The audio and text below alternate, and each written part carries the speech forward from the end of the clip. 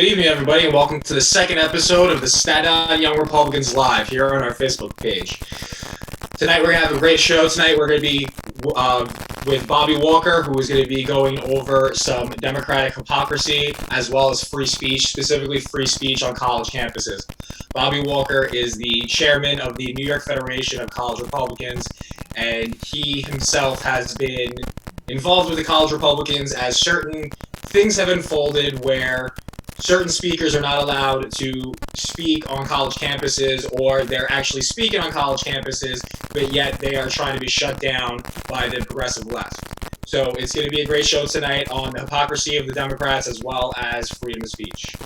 So for tonight, guys, I want to just kick off the episode by starting off with some new things that have been happening in the news that are newsworthy. Skyler, do you have anything that you'd like to share with the I'm actually a big fan of looking to see what the government does. That's the silliest thing that it's involved in. There are many, in fact, unlimited cases of fraud and abuse of taxpayer money going on from the federal all the way down to the local city level. And one thing I recently learned is that the federal government appropriated over $3 million a couple of years back. But this was recently revealed in an audit to fund the University of Northwestern to basically study squirrel fighting. So I guess to see who could be the best squirrel of them all, more or less. And basically what they did was they gave some squirrels steroids. This is with people's money. And they had them fight to see what the impact of their aggressive behavior was. And they also wanted to see basically if your squirrel could level up. You know, have it fight multiple rounds if it would be better down the line. And I love that $3 million of our money went to that when you have people that need protective personal equipment and, you know, better roads and schools. It's really the squirrels and seeing if we could create a group of army super squirrels. Those are the big issues of today, you know, so I'm glad that we're doing that. I'm glad that we're providing our taxpayer money into that research as well. Of course, that's sarcasm, but either way. Peter, how about you? What's been going on and new and exciting in the news? So I would say a good piece of news from this week, actually, yesterday, was that it looks like, going back to coronavirus, it looks like the number of sick NYPD officers is actually going down. I believe it's down to 8%. A couple of weeks ago, it was like 20%. So there's a lot more cops going back to work, which is great. A lot of them are healthy, which is even better. But hopefully we'll get to a point where law and order is restored to the city. So we'll see. Yeah, absolutely. I mean, that's obviously very, very good news to hear that our first responders are getting better, and it seems like they might be in a safer environment with things to come. As for me, what I find interesting and newsworthy lately is yesterday, actually, it was a really nice salute to all the first responders and to the people of New York City for the Thunderbirds and the Blue Angels to do their flyover. I thought it was a really, really good thing. I've seen them before in the past at some of their air shows that they do, and I mean, it's just absolutely amazing, the aero acrobatics they do. It's a nice sight to see, and it's really cool to see it fly over the city of New York. So I thought that was really good and a bit uplifting for things to happen lately. But so moving forward onto our topic at hand. So I just want to start the chat off basically focusing on what I think is not only the most important thing that's going on currently in the news, but happens to be one of the biggest things to show the hypocrisy of the Democrats, which is the whole scandal going on right now with Joe Biden and his alleged sex offense. So one thing that first comes to mind, which I think about with Joe Biden's situation here, is the Kavanaugh situation we had back in 2018. Now, for those of you who know, when Brett Kavanaugh was rising to the Supreme Court while he was going through the hearings and the checks through Congress, there was an allegation that he had sexually assaulted a woman back in his earlier years, well before he was a judge, which is very similar to what's going on right now. The claims and allegations against Joe Biden are when he was back as a senator, before he was vice president, before he was running for president now. Now, the only thing is the difference is that Brett Kavanaugh was mercilessly ridiculed by this. Absolutely ridiculed in the news. Everything was Brett Kavanaugh's a sex offender.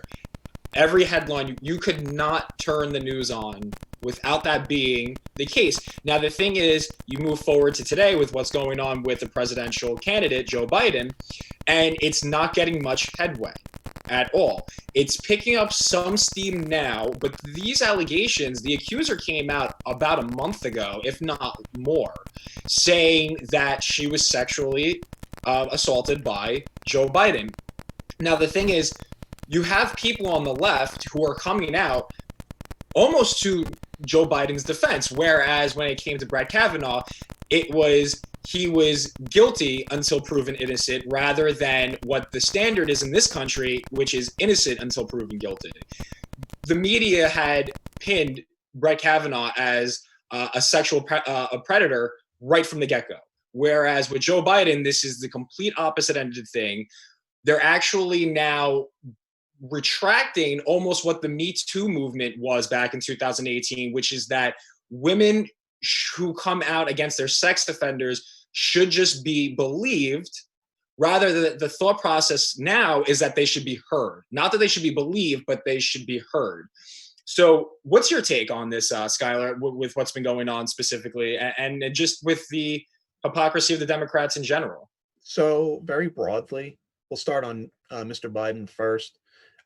With the left, it seems to be one of their cardinal rules that it's okay when we do it. Essentially, and I've seen it, you've seen it, everyone's seen it, when something that would take down a Republican occurs to a liberal or center-left or Democrat politician, the media does not jump down that person's throat. They do not act as an objective watchdog to actually settle issues of the truth when it comes to sexual abuse and claims of sexual assault. Now, of course, we should take all of those seriously and weigh them from the beginning. And like you said, Joe, you know better than I do, Joe, that the burden of proof is not on like the person in themselves initially. I mean, it's innocent until proven guilty. It's not guilty until proven innocent. With Brett Kavanaugh, he was bad right off the bat. With Joe Biden, this will probably just be skimmed over in a couple weeks. And that's not to dig into the other abuses that many, many Democratic politicians have gotten away with women over the years that have never been uncovered. And the left's hypocrisy goes into so many different areas, even on issues that they puppet and champion, like climate change. You know, you have climate warrior, internet creator, superhero Al Gore. And Al Gore's the biggest one. Oh, yeah, of course. He's the patron saint of the climate, basically. And, with him, the biggest problem with Al Gore is that for someone who wants to save the environment, he has a 10,000 square foot mansion. His house uses more electricity than an American family of 4 would use in 24 years. And his swimming pool alone would basically take up more energy and electricity to utilize than a family for a month. So, I mean, I think his carbon footprint is kind of huge. And then many people like him and others, and some celebrities too, like to pretend that they're saving the environment by just, I'm buying carbon offsets because we're going to throw money away and then magically eliminate the CO2 damage that we do to the environment. And it's really silly. It's rules for thee, but not for me. And it's always been that way. Well, Skyler, very interesting. You bring up carbon offset. Now, first off, for those who don't know, what is carbon offset? And B, is the carbon offset actually even doing anything in a positive light to combatant the carbon footprint that some of us create? So carbon offsets are a method, allegedly, by which you pay a company to essentially make up for your impact in other ways, in other environmentally impactful ways, like planting trees, etc. The problem with these companies is that, one, to do the actions that they do, they also off-put CO2. It's not like these workers just hold their breath and magically, just don't produce any carbon dioxide when they go out to do what they do. And there's a host of scams when it comes to companies like these, and you can't really know. So at the end of the day, really all Al Gore should do is live up to his own motto, sell all of his things, go live in the desert, be a hermit, and have no impact on the environment if he really wants to save the world. Right. I absolutely agree. I mean, just as with Joe Biden and any other kind of Democrat rhetoric, there is a lot of hypocrisy here. I mean, Al Gore for years has been spewing the green effect of, going carbon free, but clearly there's some aspects of his life that he's not living up to his word that he's carbon free. So yeah, I also believe that they said the world was supposed to be New York City was supposed to be underwater like 3 years ago, and I can still go outside.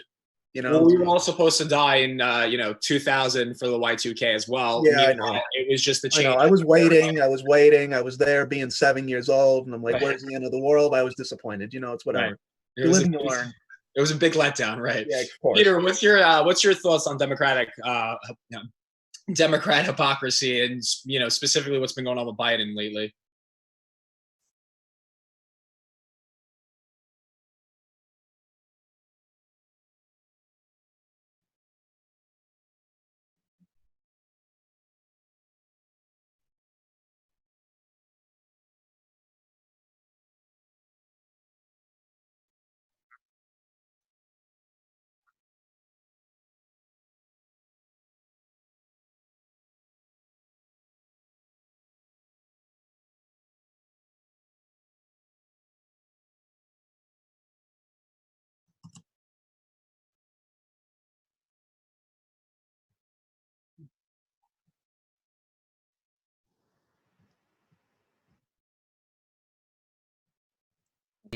If that fixes it. Okay. PBS, for example, had run 7 minutes of airtime about Joe Biden's sexual assault allegations. I think CNN, MSNBC, all the usual mainstream media outlets had very little airtime devoted to it. So I think it just goes to show you have all these left wing politicians and media outlets that aren't really shining any light on the allegations. Although if it was a Republican, if it was Trump, this would be dominating the airwaves. I think the biggest thing that was shocking was Alyssa Milano, who's an avid Trump hater, was very quick to come out and, well, I wouldn't say quick. It was within a couple of days, but she came out and said that if these are true, then Joe Biden should be held accountable.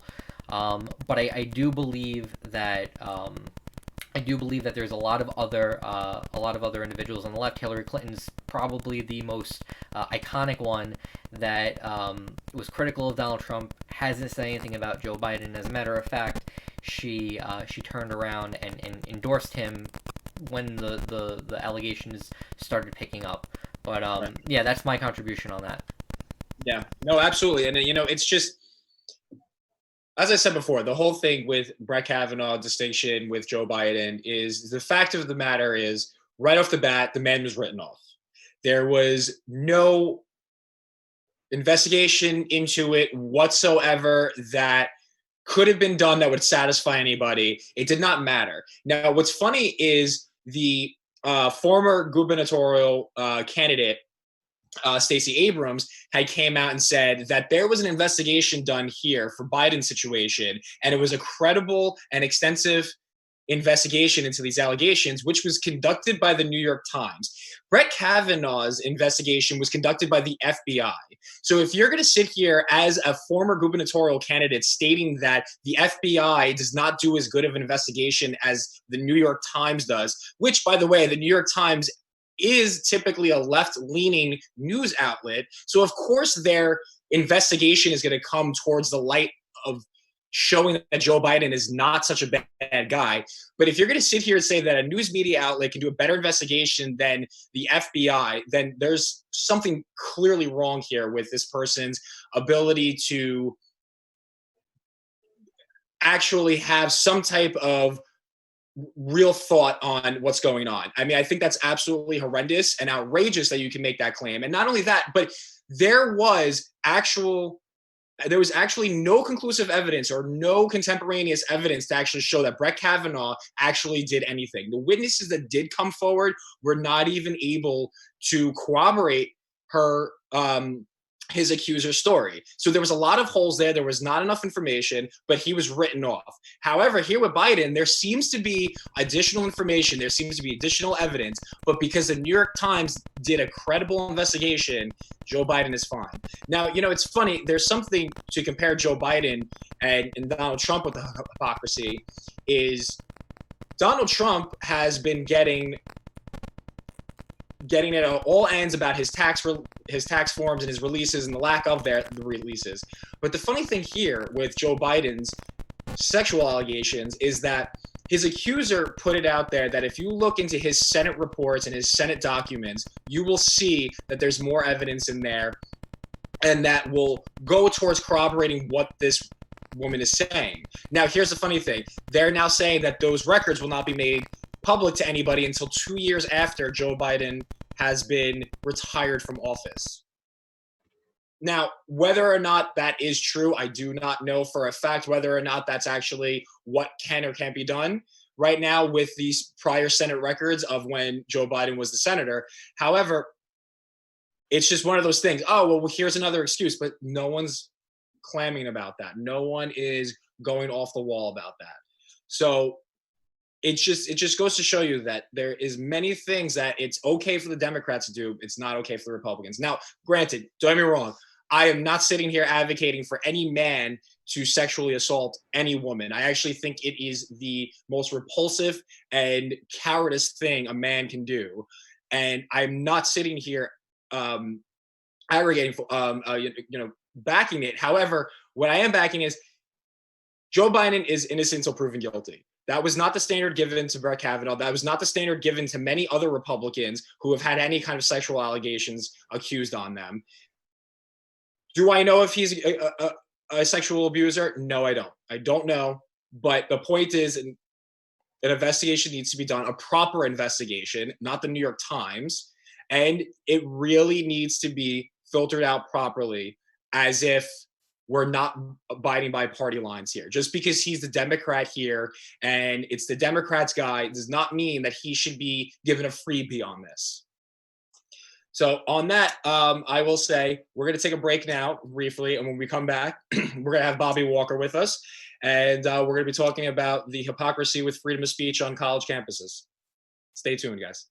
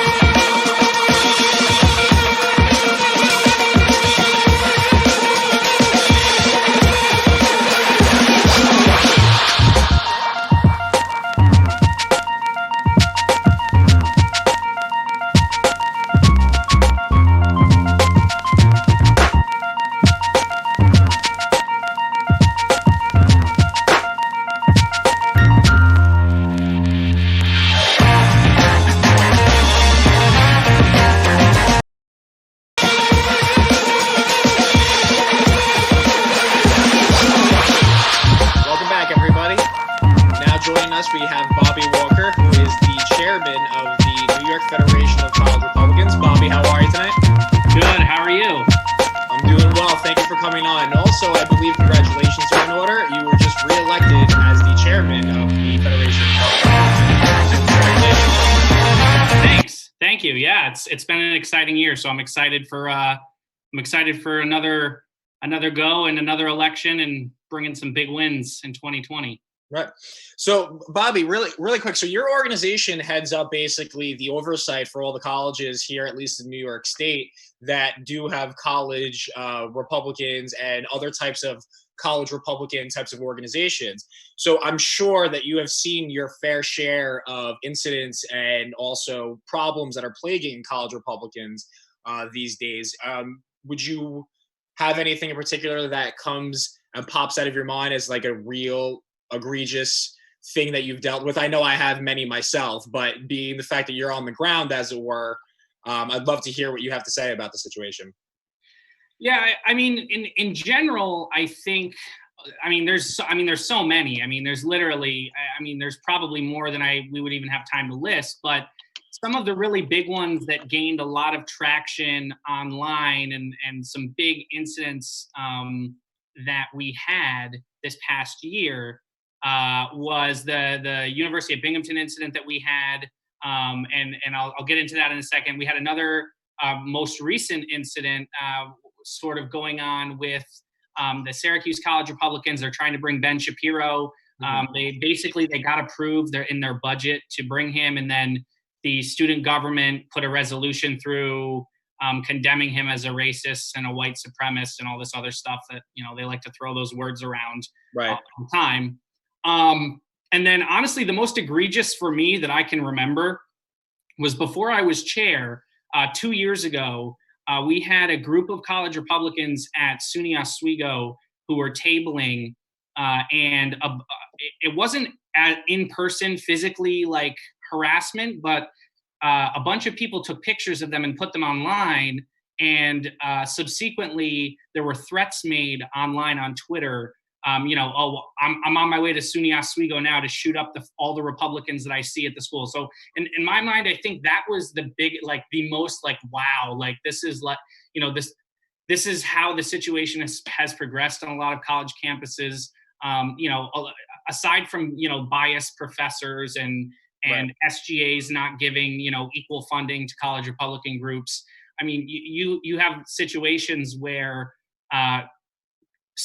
student conservatives across the spectrum of clubs, there's a ton of different conservative student clubs, the college Republicans being one of the biggest, getting threats, death threats, getting punched in the face. We've seen the videos from California, Berkeley, and stuff like that. So it's definitely a huge issue.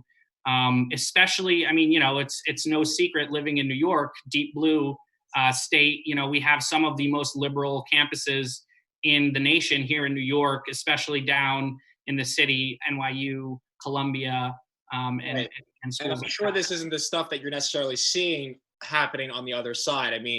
God only knows what would happen if a group of the Republicans had taken these photos of a tabled list of Democrats. But I just want to point something out. You bring up the Ben Shapiro point, and there's something I just want to point out before I turn it over to Skyler. I know Skyler's got some questions for you, but some of the authors of that resolution, which kicked Ben Shapiro from coming to the Syracuse campus, stated in the resolution, and I quote, that hate speech can actually limit free speech because it creates a hostile and unsafe environment where those who disagree and or want to defend themselves feel like they can't due to the fear of retribution.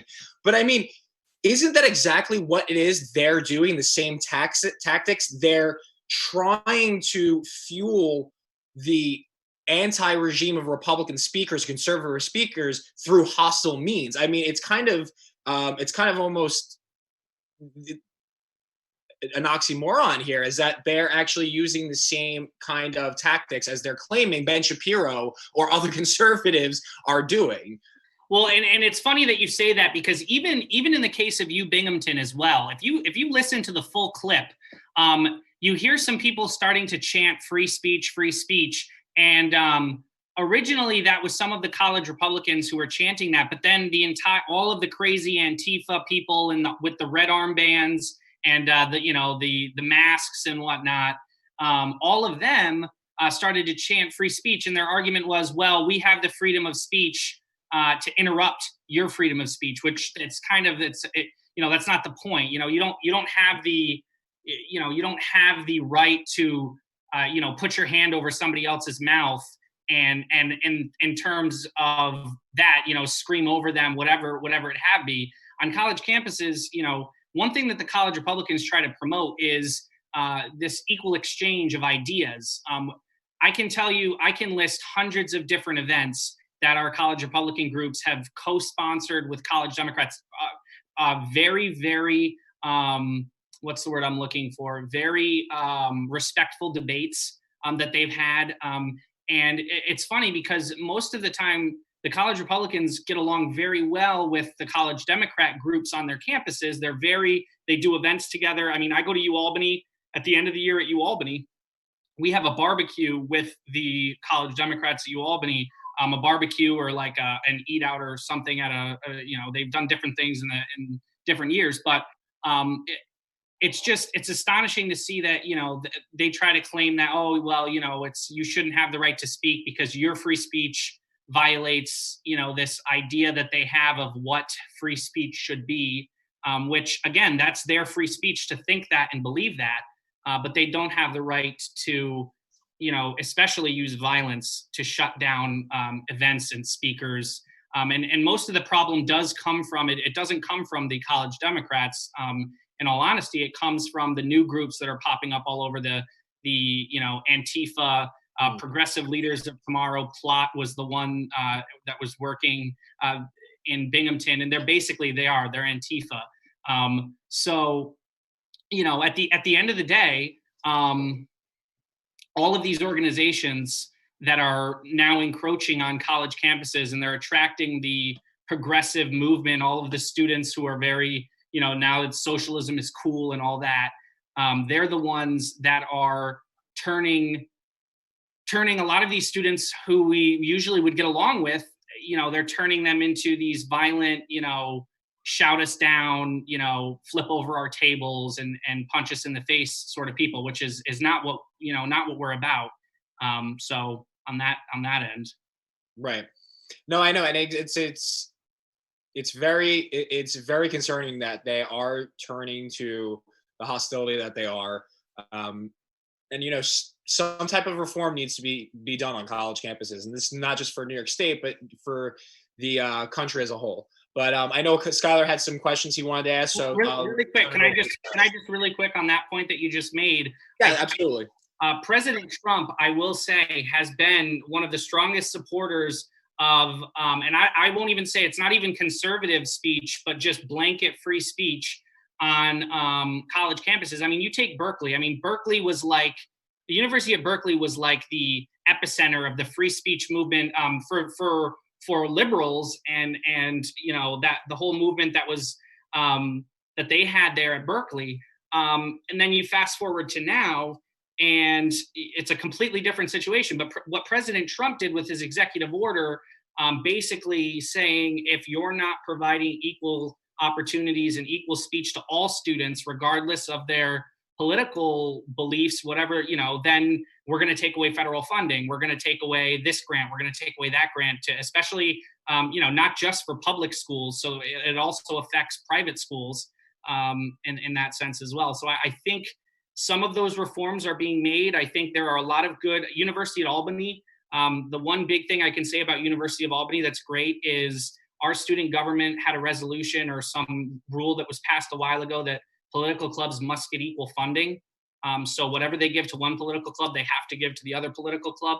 So so we get as much funding at UAlbany as the college Democrats do, but that's not the case at many campuses. At many campuses, the college Republicans get barely enough to pay for pizza for their meetings, yet the college Democrats can take trips to Louisiana and all these other places. And it's very unfair, and it's definitely not equal treatment. For their First Amendment, but absolutely. So, Skyler, you have some questions. Yeah, so Bobby, I just want to say first that as a fellow U Albany alumni, I want to thank you for continuing the mission of fighting at one of the most aggressive campuses in the state. I know what it's like there. Been there myself. And as a state chairman for Young Americans for Liberty when I was in college, I spent a lot of time traveling, seeing the same things you're seeing. I wanted to ask you two different things, which is one, I graduated in 2015. I just want to know, have you seen the situation on college campuses overall improving outside of the executive order from Trump since his election? And do you still run into issue with free speech zones? And how bad is that for you guys right now?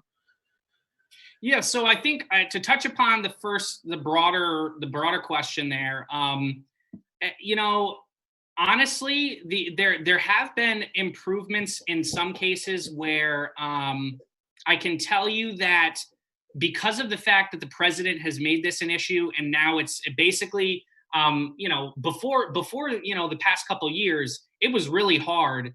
And it still is hard. I mean, we put out press releases. The press barely ever picks up on any of our stuff. Students getting censored, students being, this or that. We have some good local press in upstate that does pick up some of this stuff. And then, of course, if it's something big like Binghamton, luckily, in the case of Binghamton, obviously, the president himself recognized Binghamton University and what happened when I was there. And he actually, at a rally he did down in Florida with another conservative organization that we partner with on a lot of campuses, Turning Point, he was speaking at a rally with their students and brought up on stage the vice president of the College Republicans at Binghamton, Lacey, and had her speak about what happened, basically, announced to everybody, that he was on our side and that he supports us. And I think even that sort of thing, even more than the executive order, puts it on the radar of more people.